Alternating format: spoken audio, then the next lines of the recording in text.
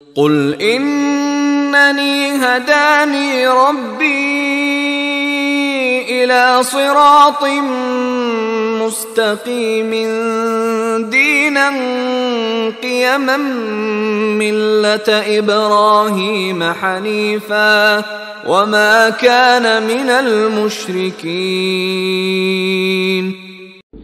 قل اننی ہدانی، اب یہ دو آیتیں جو آ رہی ہیں قل کی بہت ہی اہم ہیں، یاد رکھنی چاہیے ہر ایک کو۔ قل اننی، اب کس سے خطاب ہو رہا ہے؟ محمد رسول اللہ سے۔ آپ نے دیکھا کتنی 20 رکوعوں پر مشتمل سورت یا ایھا الذین آمنوا کا لفظ ایک دفعہ نہیں آیا۔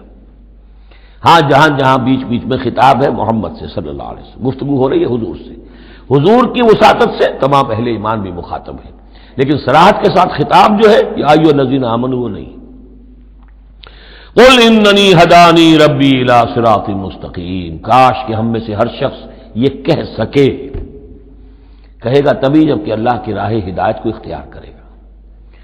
کہو میرے رب نے تو مجھے ہدایت دے دی ہے سیدھی راہ کی طرف، اللہم ربنا اجعلنا منہم۔